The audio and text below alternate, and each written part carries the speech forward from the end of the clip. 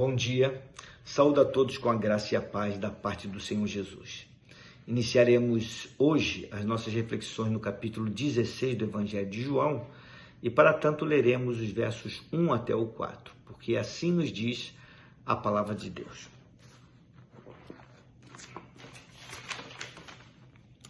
Tenho-vos dito essas coisas para que vos não escandalizeis, expulsar-vos-ão das sinagogas. Vem mesmo a hora em que qualquer que vos matar cuidará fazer um serviço a Deus. E isso vos farão, porque não conheceram ao Pai nem a mim. Mas tenho-vos dito isto, a fim de que, quando chegar aquela hora, vos lembreis de que já vou-lo tinha dito. E eu não vos disse isso desde o princípio, porque estava convosco. Meus amados, Jesus mostrou aos discípulos que ele haveria de padecer e morrer na cruz e então ressuscitar e ascender ao céu. E que após isto, ele enviaria o Espírito Santo e os discípulos passariam a testemunhar a respeito dele, sofrendo assim o ódio, o desprezo e a perseguição. Eles deveriam estar cientes destas coisas para que não ficassem escandalizados quando elas acontecessem. Se existia algo que todo judeu temia, era ser expulso da sinagoga, pois isto transformava a pessoa num ser marginalizado pela própria sociedade. E isto certamente iria acontecer com os seus discípulos, conforme prenunciou o Senhor Jesus. E o que era ainda pior, por causa da perseguição religiosa que se levantaria, muitos considerariam estar fazendo um serviço, prestando um favor a Deus ao matar os discípulos por considerá-los hereges. Tudo isto que previu Jesus veio de fato a acontecer mais tarde. Um dos fatos mais notórios neste sentido foi a morte do primeiro mártir do cristianismo, Estevão. E está narrado no livro dos Atos dos Apóstolos, nos capítulos 6 e 7. Estevão, afirma o texto, estava cheio de graça e poder e realizava prodígios e grandes sinais entre o povo. Movidos então por inveja e ciúmes, alguns judeus, tomados de zelo religioso, discutiram com ele, mas não podiam, segundo está escrito, sobrepor-se à sabedoria e ao espírito com que Estevão falava. Por isto subornaram alguns homens para que afirmassem que ele blasfemava contra Moisés e também contra Deus. Com isto causaram um grande tumulto e finalmente o levaram à força perante o Sinédrio.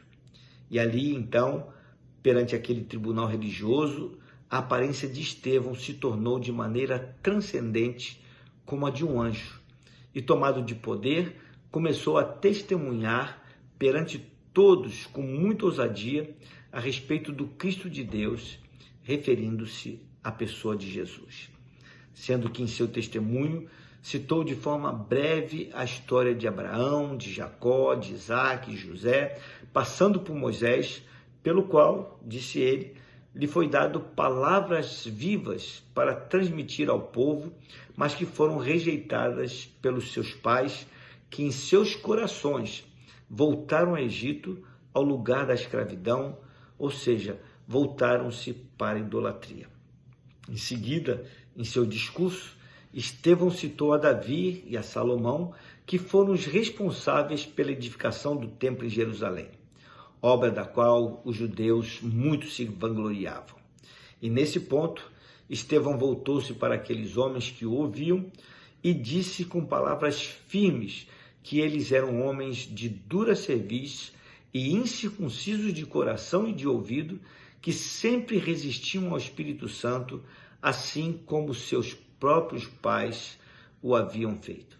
Seus pais haviam perseguido todos os profetas enviados por Deus e matado todos os profetas que haviam anunciado a vinda do Cristo de Deus.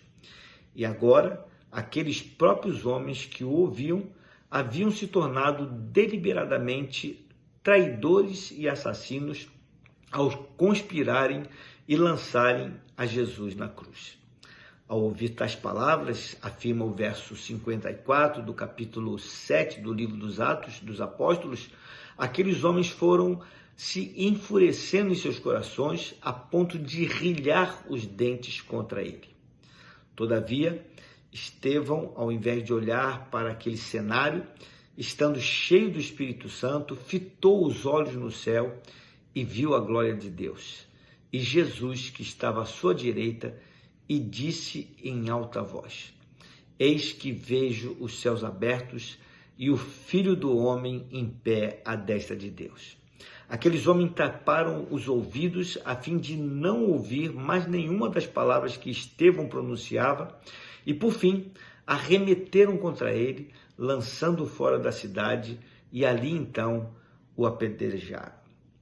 Agora prestem bem a atenção nos seguintes detalhes mostrados nos versos 58 e 60 e que eu destaquei, pois tem a ver com o conteúdo da nossa reflexão. Assim lemos nos referidos versos. No 58, as testemunhas deixaram suas vestes aos pés de um jovem chamado Saulo. No verso 60, e Saulo consentia com a sua morte. Mais tarde, já convertido ao Evangelho, Saulo, agora conhecido como Paulo, deu um testemunho revelador ao dizer, conforme está registrado no capítulo 22 do livro dos Atos dos Apóstolos. Disse ele: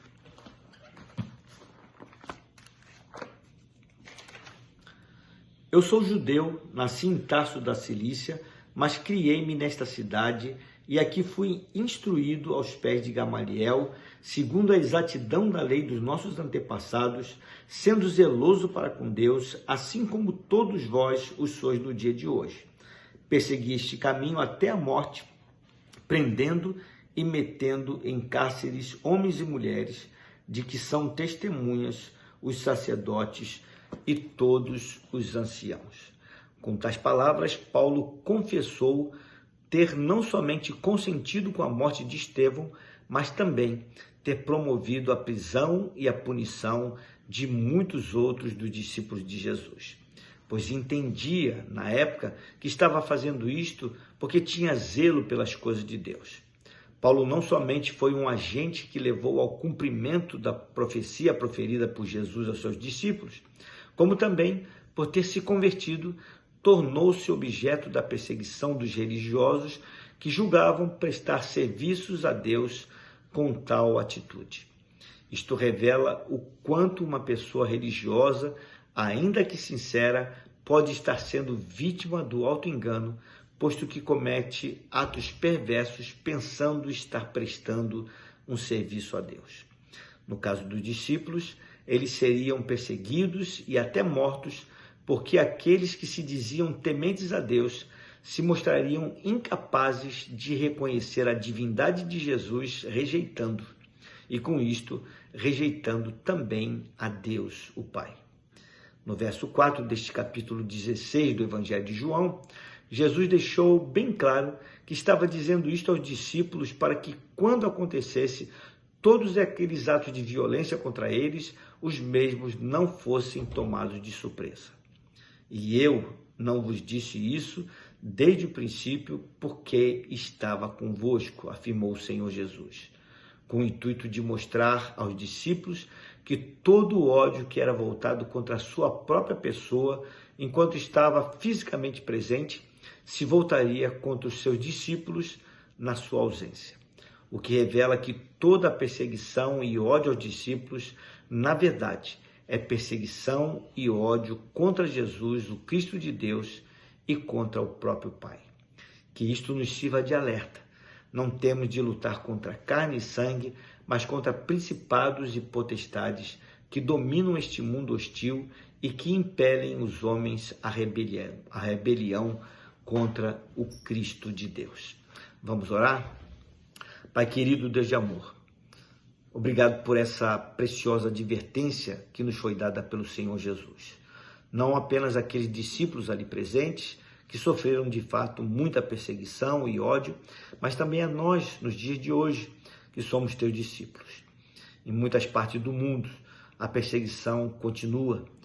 Estamos ainda num país livre, mas com certeza haverá um tempo em que essa perseguição, que hoje parece branda e até disfarçada, ela vai se levantar de uma forma mais ostensiva, e que possamos estar preparados para esse tempo, para mantermos-nos firmes na fé, para testemunharmos a respeito do Senhor e para estarmos preparados para que resistamos ao mal, ficando firmes na fé para a honra e para a glória do nosso Senhor e Salvador Jesus.